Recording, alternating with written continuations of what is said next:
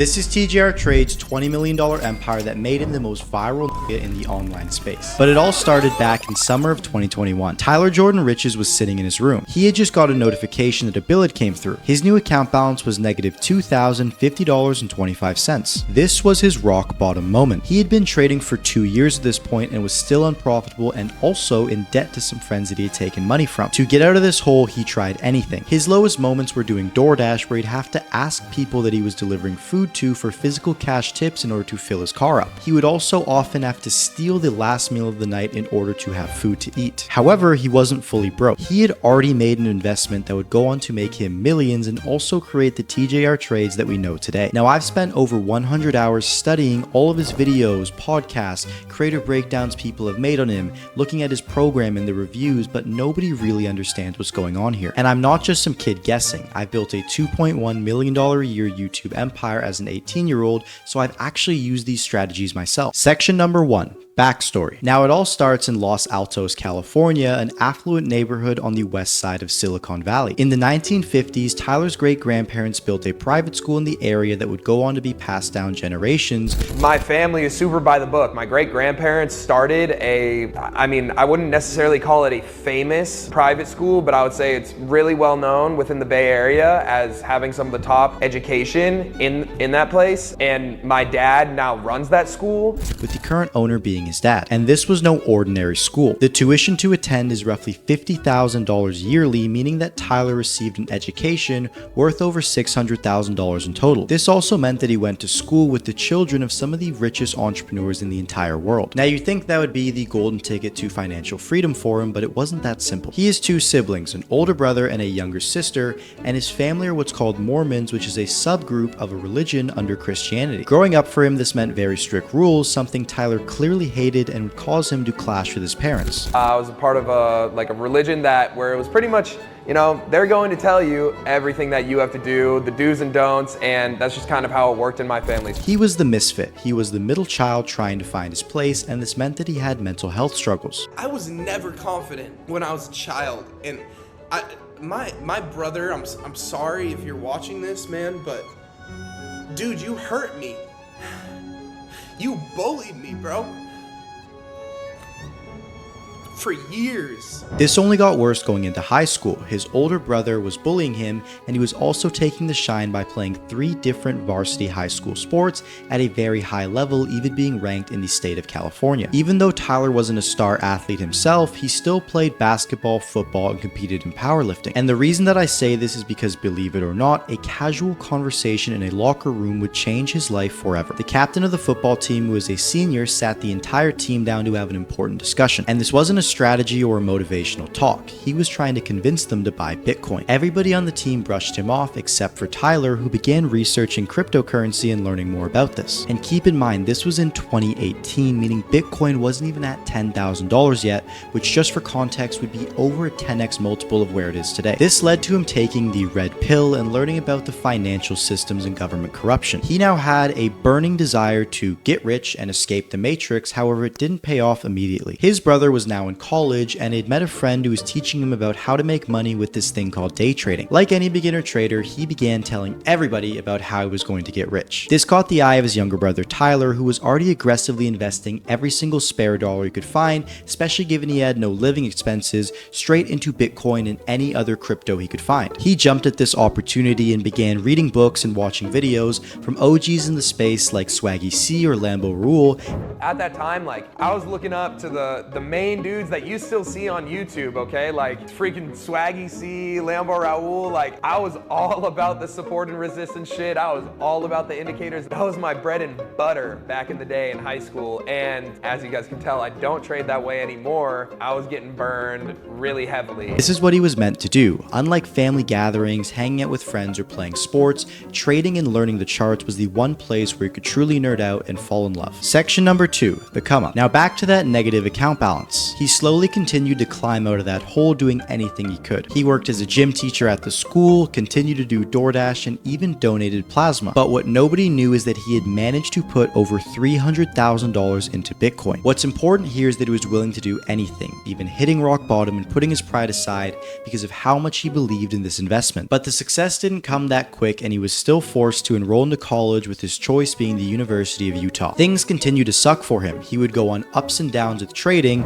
All the time talking about how I flipped $10,000 into 112K. I did that shit in 2 days. Bro, that was big time. I remember seeing that and I was like, holy shit, like I just did a 10x return. I literally remember thinking I went to bed with 112K in the like account balance on MetaTrader for that night, and I was literally sitting in bed and I was daydreaming about making $1 million in 2 days. He was trying anything in these moments, even including his affirmations, studying trading every single day, but nothing had worked for him just yet. Just by continuing to fight, learn, and hustle every single day, eventually things began to change. Luckily for me, I checked the price of Bitcoin one day and I'm like, yo, we're back.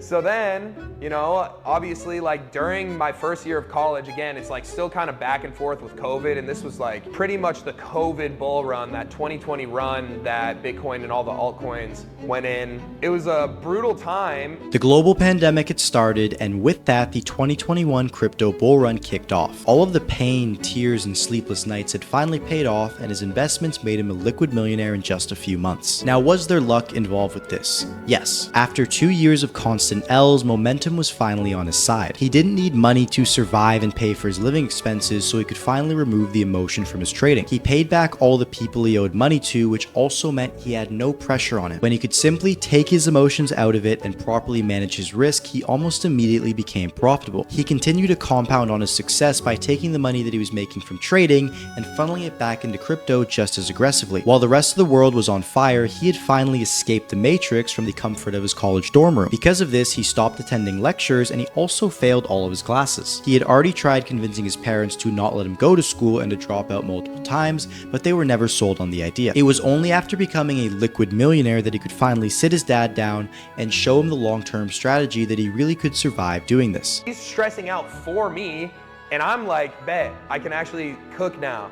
So I'm telling my dad, I keep sending him like screenshots, pictures, and I'm like, look at this, and he's just like, ain't no way. They had no choice but to let him spread his wings. However, the way they did it was by justifying it as taking a semester off. To his parents, who were just so focused on him finishing college, getting a good job, and being traditionally successful, he was just taking a gap year to find himself like a lot of kids do. But in Tyler's mind, he had dropped out and he wasn't going back to school or ever really getting a job. But because of this weird agreement, he continued to live on the college campus, which would go on to cause some problems for him. Section 3. The start of social media. This is where good old Tyler turned into TJR trades. During his come up, he had remained quiet and never talked to anybody about his passion. His friends from high school were going to their colleges, and in his college, he didn't really have any friends, and he would never talk about it because he felt like it was nerdy. When he first started, this allowed him to keep his head down and lock in, where he'd meditate, journal, and reflect so he could improve what's called his psychology, as traders say. But trading was his life now, and not just some hobby that he did on the side. Due to his personality and the state of the world at the time, he couldn't go out and network with other traders, so he looked to the internet. He had made some of his best friends in Discord servers, and he was heavily inspired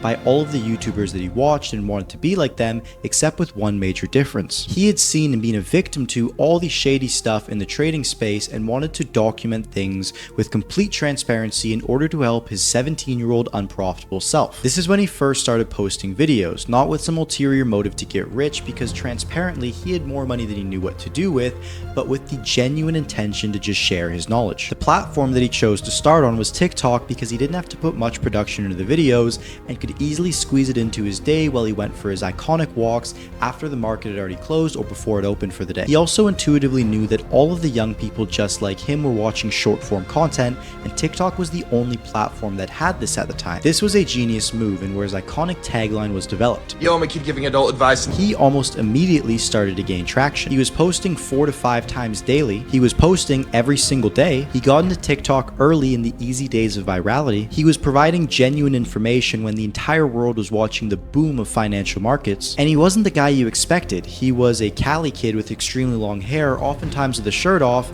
again, giving adult advice. And again, he had no ulterior motives, which meant he was completely okay with calling absolutely anybody out. You can see when he first started these videos that he was a little bit unsure of himself. However, the likes, the comments, the DMs full of appreciation for what he was doing massively grew his self-esteem and finally made him feel at home. He could be his authentic nerdy self, and for the first time in his life, people actually liked him for it. He began to grow more confident, and you can see this in his videos. He began to project his voice more. He began cracking jokes, and not Brez yet, and he was also showing real emotions and not just going in a robotic monotone voice. This is when he began posting on YouTube as well, showing longer format content of him trading, doing recaps and sharing important lessons, and also just his daily life. Around this time, he also launched his first digital product, but I'll let him explain that here. First of all, let's just think of this as like a business sense of things. Okay, it's another stream of income. And if I'm helping other people make money while I'm doing it, it just makes sense. He continued this consistency all throughout the global pandemic, and by the end of it, he had went from a complete nobody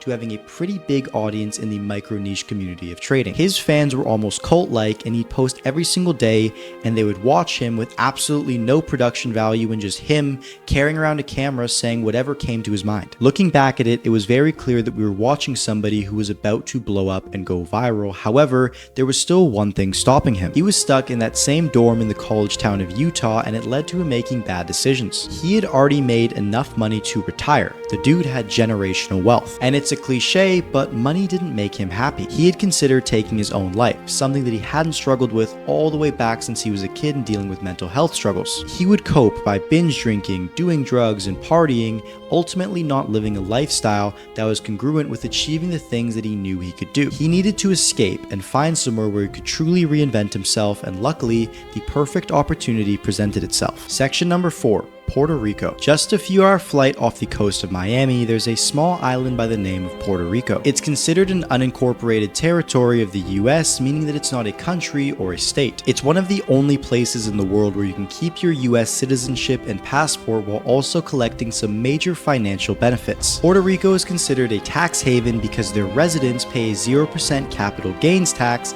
and a 4% corporate tax. And the only thing they ask in return is that you buy a house there and you spend 5 months of the year living in it. Pretty much what this means financially is that anybody who wants to cash in a major sum of money will pay 0% of it to the government, where in any other part of the US or in the world, quite frankly, they'd have to pay anywhere from 30% to 50% of it directly to the government. They also have extremely low recurring taxes, which means you can bring in a lot of money and not have to give a lot of it to the government either. After a call with his father's cousin who recommended this and a 10-day trip just to check it out, Tyler had decided that moving to Puerto Rico was the best place to preserve all the money that he had made from crypto to finally cash it in, and also some potential tax evasion for trading, but I'll let you decide that here. Now, why did I move out here to Puerto Rico?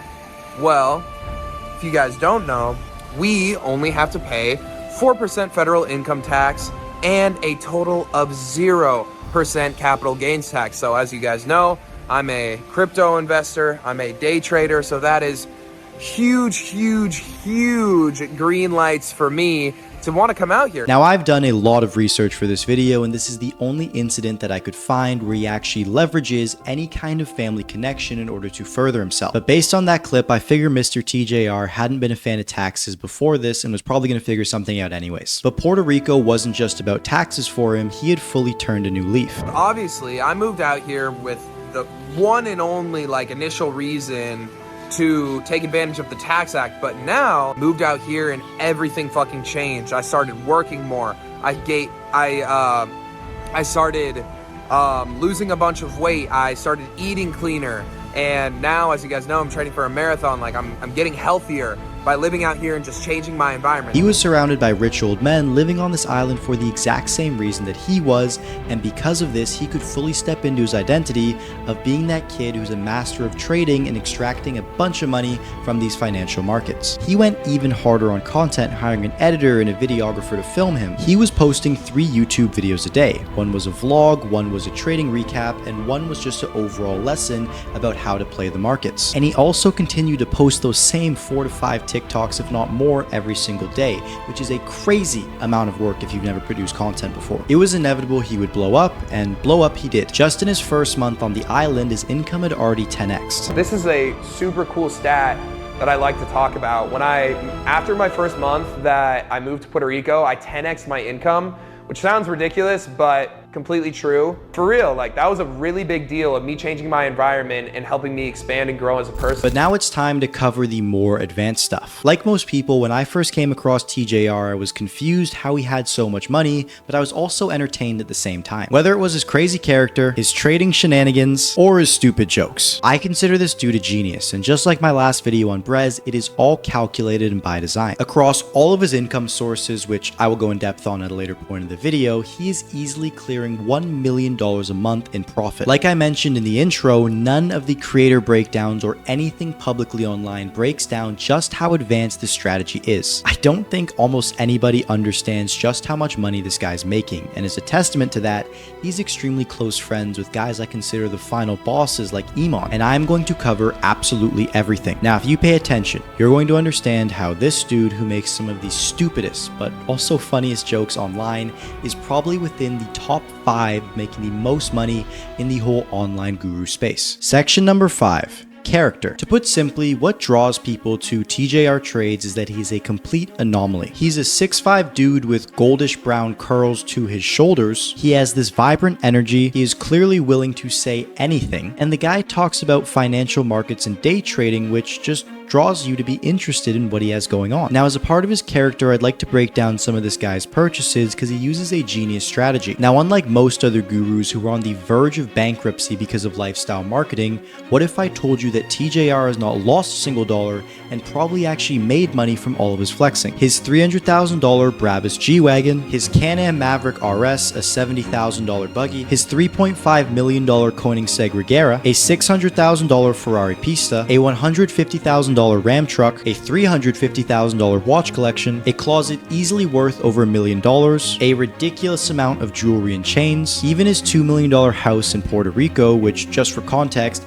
as a part of actually moving there for the tax benefits you have to buy. Oh, and I forgot, a $500,000 Rolls Royce on top of that. This is all just him parking his money. You see, he's very specific about the exact purchases that he makes because he wants them to hold their value. It might seem from the outside like he's just spending this money and never getting it back. However, what's actually going on here is he's investing this money, using it for content while he actually has it in his possession, getting millions and millions of views and attention to fuel all of his other businesses and his socials, and then reselling it for the exact same amount, if not more. So he's not actually spending this money, he's parking it with these same millions that he has, and because he has the liquid amount to get these crazy purchases, he appears like this crazy millionaire who's spending all this money, which, don't get me wrong, he does actually do.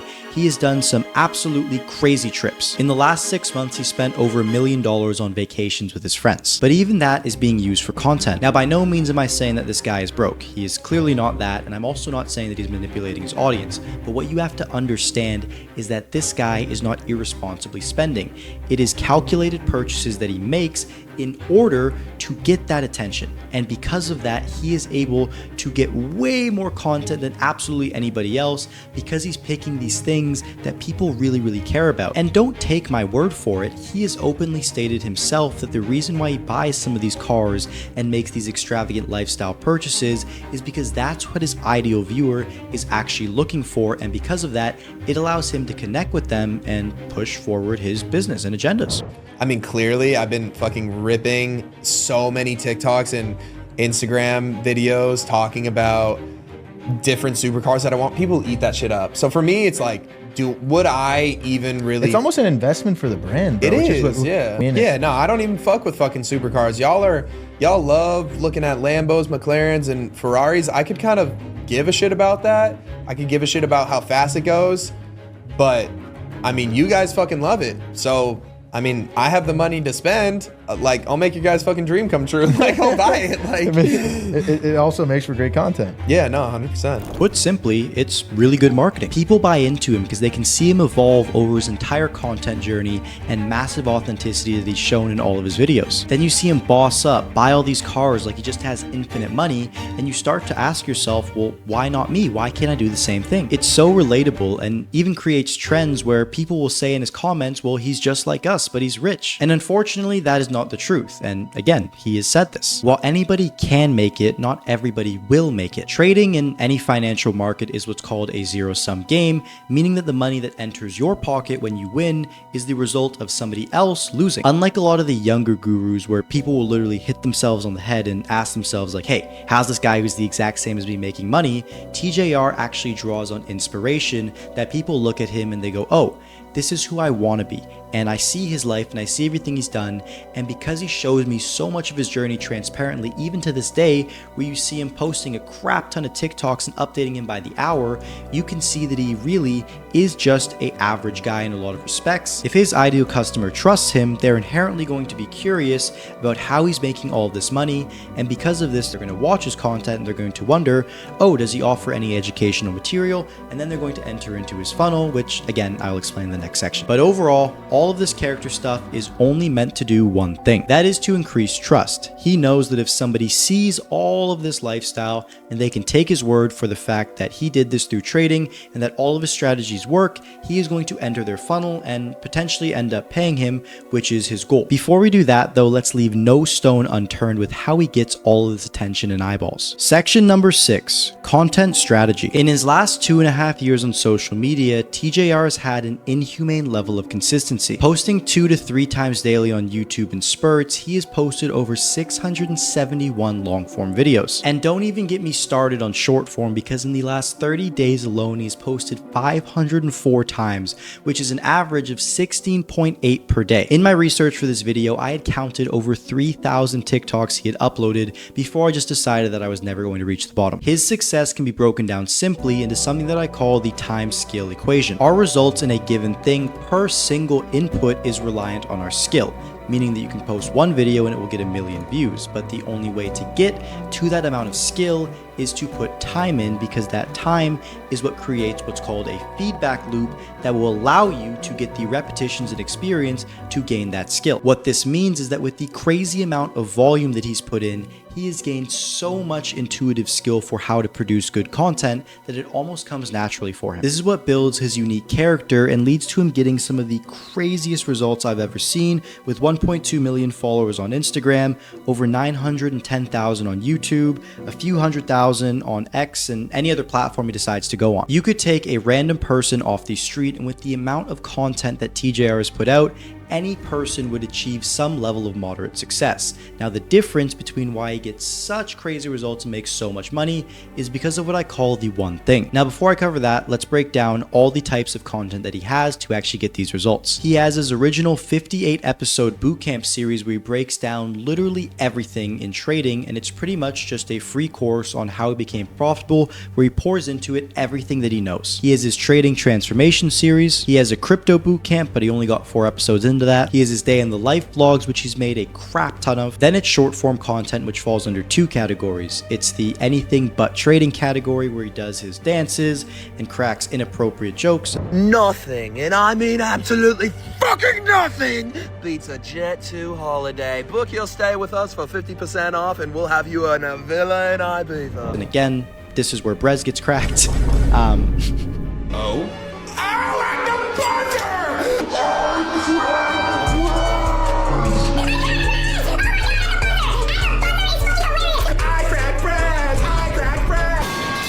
Let me not forget Orangey as well. I know that I cracked. But he's also got his serious stuff where the mentor is actually mentoring. But most iconically, he has his daily trade recaps. Every single trading day, he posts a recording of what's called his bias, which is pretty much just his prediction for how the market is going to move on that day, and if you went up or down, and transparently showing this every single day is the difference between him and almost any other day trader that really doesn't share any of their losses. And honestly, the biggest thing that helped me blow up on there and get going on TikTok was me just showing what trading was really about, bro. Like, I was showing all my losses, I was showing all my wins, I was showing my withdrawals. Like, that was literally what blew me up, was just showing you guys what the reality of trading was, because nobody in the space was showing that shit. There's a period where he also tried to just live stream all of his trades, but he discontinued it because it just felt too invasive and it actually took away from some of his programs, which I'll cover in the next section. Overall, his content doesn't have any crazy production value. His thumbnails are pretty simple, and most of his stuff is shot on a simple iPhone or just a normal camera, and the actual quality in it is his lifestyle and overall. For example, you might not see every single pore on his face, but you can see that he's sitting in a $3.5 million car. Finally, we have something that he's currently building out and planning on expanding, which is his clipping army. Just like Brez, he has close relationships with the team at WAP, and the only few accounts that have clips of him are already performing extremely well, so when he scales this up and starts sending out hundreds of thousands of dollars for people to actually clip up his content, he's gonna go even more viral. But now let's cover the one thing, the actual reason why this dude wins. I define this as one thing that you do that if you execute it at the highest level, everything else falls into place for you. Most creators and people trying to improve in general fall victim to what's called making isolated 1% improvements. They change their header, they adjust their profile picture, and write a new bio. TJR and most guys who win couldn't care less about that stuff, and oftentimes let it be a little bit outdated and look just kind of off-brand. And they just do that until it gets to the point one day where somebody on their team identifies it, fixes it, but the entire time they, the one creator, the person who it's all centered around, they just do their one thing. For TJR, this is being a profitable trader, making a crap ton of money and documenting it every single day. If he just does that to the best of his ability, and instead of making the isolated 1% improvements, gets 1% better at doing that every single day, he is going to blow up just like he has. His strategy is like the perfect mix between Iman with the crazy documented journey of 10 years and Brez with the crazy relatable lifestyle marketing. And when I said a lot of people don't understand his strategy, I meant it. This was his response to somebody trying to break down his funnel and email sequence with him saying that they're honestly not really that optimized. Again, there's no secret formula to how he makes these videos. The amount of time that he has put in has allowed his intuition to grow for exactly what the algorithm needs. He quoted, "I could go 10 times more viral than the average influencer getting a hypercar by buying a beater vehicle. It's not the car that instantly gives you millions of views. Sure, it helps getting something nice, but the way it's rolled out, the way it's presented, the way you post about it is all that matters." First off, he's not losing money. He recently made a TikTok saying that he already got an offer for more than he'd purchased the car for. He then says that he's more excited about the content than even driving the car itself. Honestly, guys, look, hey, I'm going to give you guys the sauce. The only reason why I'm buying this shit is for the content. I swear to God, I'm never going to drive this. As he launches it, he makes jokes like calling it the Killtec. This builds massive hype and makes it so memorable and easy to get attention with that by the time he decides to post his main YouTube video where he breaks down the full thing, people are itching to know the story behind it. And he knows the order that he has to do this is extremely important. Here's a clip of him saying that he has to make sure he gets the vlog out before WAP. We have the WAP boys, shout out WAP, coming to film a part 2 vlog with us, and our vlog will probably be out before theirs because I want to show off my car before they do. Suck my freaking penis, WAP. Now, when it comes to collaborations, I can say that he's navigated this way better than a lot of people. He lets it come naturally and never tries to force anything. When he first met Alex Eubank, he played it cool, and it led to him building a really good relationship with a big influencer that would teach him the ropes, but also introduce him to a guy named Carson, who would go on to massively help him scale his education company and also launch his passion project and quote retirement play called Killtec. When they first agreed to hang out, he didn't want to come across like a vlogger even though he was still doing his daily series, so what he did was he kept the camera away, recorded very little, and decided to make their first interaction about meeting each other, which eventually led to them building a really good relationship. To be honest, the dude just remains really authentic with this and picks who he'd be friends with anyways because, quite honestly, he has you money and can decide who he wants to hang out with. He loved visiting Miami at first because there was loads of opportunity for collabs with influencers and all this kind of content stuff. Welcome, we're back in Miami. We're going to be here for a day and a half. This is what's going on right now. The reason why I'm here is I'm here to do Lambo Raul's podcast, and Alex Eubank is here. Feeling very blessed to be able to even like be friends with these people because they're just cool ass dudes. hopefully. But now he says that there's really nobody there where collabing with them will benefit him more than it will benefit them. And that is the full of his content strategy, but now let's cover how he actually turns these eyeballs into liquid millions. Section 7. Monetizing. TJR has what is called a D2C or direct to consumer offer. Because he's selling to traders, which are just young guys and not business owners, he can use a lot of marketing tactics. Also, because of the insane amount of attention and traffic that he's getting to all of his offers and pages, he cannot afford to have himself or any other human for that matter actually go in and deal with all the leads he's getting, so he uses what are called one-to-many sales tactics. To put this into perspective, if he had a single landing page where he just said, hey, if you want to learn from me, just schedule a call, there would be so many calls coming in that there would be no way to build a sales team that can manage all of it. Instead, he uses a strategy called the value ladder from this book. Actually, let me grab it here. Expert Secrets by Russell Brunson, a book that I've mentioned in every single one of my creator breakdown videos. This thing is the playbook of all the gurus that you see taking over the internet right now, and I have no affiliation to say this to you, but if you read it, you will understand all their strategies and it'll be like seeing their businesses completely naked. But anyways, a value ladder is pretty much a series of products that start at a very cheap price, if not free, and then continue to rise in value so that you can maximize what's called your LTV, which stands for lifetime value. The first place he starts is at the free level, where when you land on one of his pages, you will put in your contact information, which is your first name, email, and phone number. That's where you'll get his unoptimized emails, but also be directed to a form where you can fill out more information about yourself. As you fill out this form, you're going to be given a lead quality score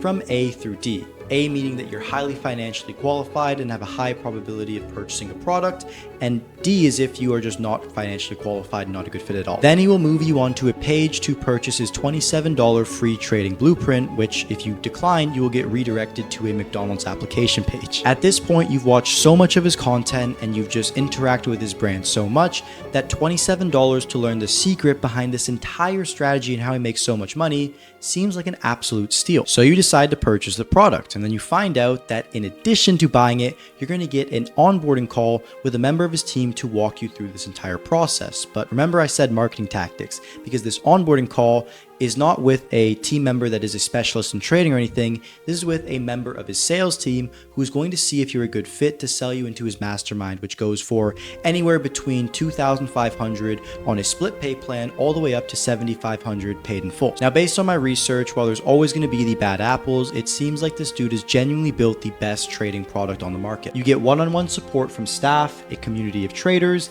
advanced strategy material, but most importantly, you get a call with TJR every single day when the market opens, with him explaining his bias as he actually goes through and trades. Now, this is where I gain a lot of respect for this guy, because he is actually a big hater and doesn't do something called signals or indicators. This is something common with financial products, where gurus will have some form of ping message every time they buy or sell a certain stock or coin, and pretty much the idea is that anybody who buys from them, their students, will just copy their trade. Doing this is unethical for a lot of reasons. A, you can use everybody that buys after you, i.e. the students that paid you thousands, as exit liquidity to back up your own trade, whether it was good or not.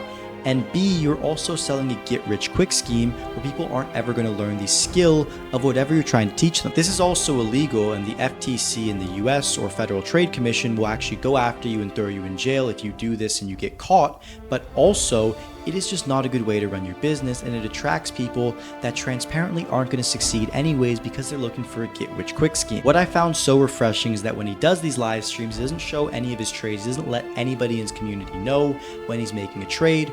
All he does is explain the strategy that he has going into that day so that they can form their own biases, learn their own skill, and after that, there's a group call where he then explains everything that went on for the day, and he also posts his recap video to YouTube. It's effective because after receiving all the emails from him, filling out the form, and even buying that low-ticket product, his sales team are only dealing with people that have shown they're actually willing to invest and have already purchased from him. This means that he doesn't need to hire a crazy amount of people. 2 of his sales reps are actually his older brother, who I mentioned earlier in this video, and one of his friends, and these guys clearly do well. They've gone on trips to Miami, Puerto Rico, Mexico, all other places of the world. He's also bought his brother's friend and one of his top closers a tennis bracelet recently. I am about to go back inside and give my brother his gift. Let me pull this shit out. Look at this shit. You guys can't really see this that well. Bankroll chain. fucking tennis chain. It's absolutely insane. Hella carats, hella diamonds, so I told him I was gonna go to the bathroom. Yeah, right, buddy. Get ready to get iced the fuck out, twin.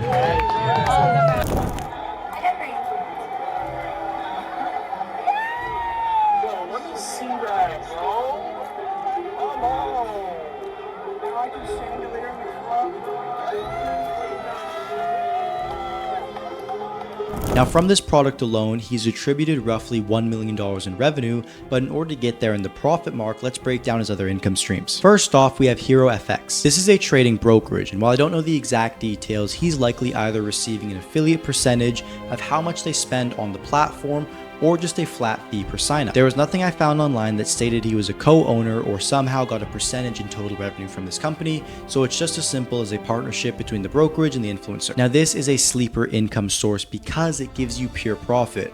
There are no overhead expenses on top of just the overall content cost that he's doing, and it pays him recurring revenue off the people that sign up with him. And it's actually something that's very popular in the dropshipping space. Personally met multiple influencers getting paid multi six figures a month just to include a Shopify free trial link in their description, and based on that, Shopify will pay them either a flat rate or money up front, or even the percent commission, and they'll make a killing doing that. The reason why it's worth it for these companies to pay out so much is because it's a win-win-win.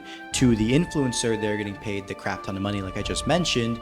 To the brand, they're often funded by external investor money, which means that they are happy to pay out to consistently get users into their platform that have high trust built from the influencer. And then to the investor, they are happy because it's building the equity value of the company, and they're looking for an exit. So the amount that they invested doesn't really matter because they're going for a 9-figure or even 10-figure multiple just in one payment. The way this works is he gets a fill balance, which is just an amount of money that the gambling company gives him to play with on stream for a set amount of hours. Based on this video with Togi, it's probably about 30, and he will either get a percentage of the people that sign up on his link and or also a crazy amount up front. Oh my God! Oh my God! $1 million! Oh my God!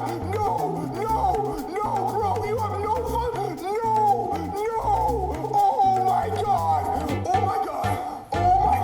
I can't breathe! Oh my God! Hold on. Be normal! Oh my God! Oh my fucking God! Oh my God! Holy shit, I'm shaking.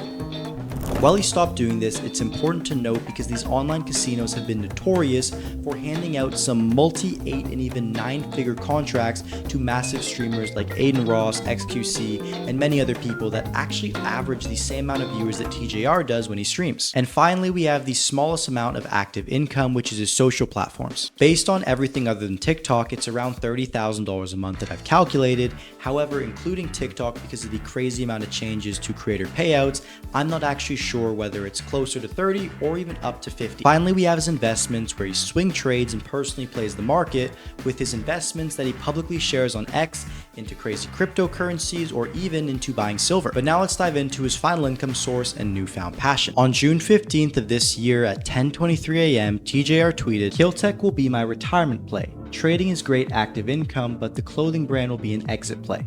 Started a year ago. Sold out both drops in under 3 hours the first time and under 1 hour the second time. Most viewed brand on Avant Space, an app with the other massive streetwear brands. Most sold clothing in HYP Miami, the biggest streetwear store in Miami." It's crazy how fast we are growing. Like I mentioned earlier in this video, TJR probably has a closet worth over $1 million, and he started this brand as a way to make the clothes that he would find cool. And it's not just him. His assistant, best friend, manager, and now business partner Carson also shared this same desire. Business partner, I also manage him, and we're best friends. Pretty cool dynamic, not some shit that you would typically see. Right. They make their money in other ways and didn't immediately need to have this profit, so they focused on making the clothing good and doing some crazy marketing stunts. Now, to be brief but thorough, Carson is somebody who came from a different side of business. Parents got divorced when I was 5 years old, you know, growing up without a dad and shit. He didn't come back around into my life till I was like 11 or 12 years old, so. Also, you know, my mom moving to a foreign land, she was obviously dating around, so a lot of different like random men, some of them really bad people, were coming, you know, in and out of the house or whatever. And it also fucked me up too. Eventually, it reached the point where he wanted to change his life for the better, and because of this, he decided to start in the shoe selling business, which he began cleaning shoes for people using a toothbrush. Really posting on my Snapchat story, like, I can even drop some pictures of me, you know, like doing this shit in my apartment, like that I was cleaning people's shoes and that I would like restore your shoes for like $10 a pair. And yeah, like a couple people, you know, like supported me on it. After that point, he launched his own online program teaching people how to make money online doing the exact same thing, selling sneakers, and he had made money for the first time without having to physically take action himself, and his mind had changed forever. He ran the online business when it came to reselling shoes, but closed down an in-person store that he had set up and began to actually work with other people to do the exact same thing. Again, he was the business partner of Alex Eubank, and when TJR and Alex Eubank formed a relationship, he also met Carson, and because of that, they two became friends and began collaborating together. In TJR's words, Carson is the mastermind behind the brand Killtec. Being deeply integrated into fashion, he is the one that actually makes the designs the company sells. Now let's cover some of the stats. Their first capsule sold out in 30 minutes, their second capsule was documented live on WAP and sold out over 100K in 11 minutes and over 200K in the hour, and their third capsule sold 315K in just 10 minutes. The reason why they do this in drops and not just have a site that runs 24/7 is because they want to be the next Chrome Hearts, and they're building exclusivity with their product. Right now,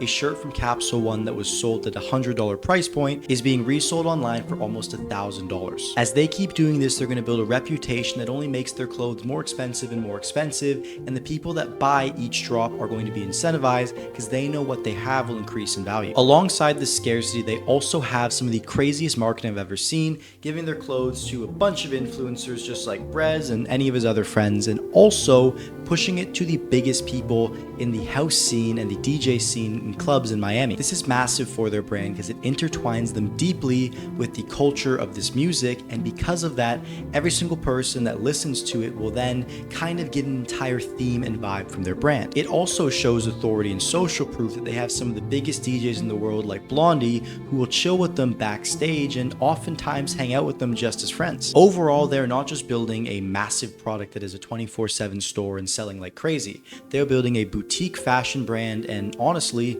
they're already one of the biggest, but in the next few years, they're probably going to be on trajectory to have a multi-8, if not 9-figure valuation. The only thing I've seen remotely similar in the online space and actually being launched by somebody who has a personal brand is by a guy named Coltybro who runs a brand by the name of Kill Crew. But honestly, the TJR brand is just going to continue expanding.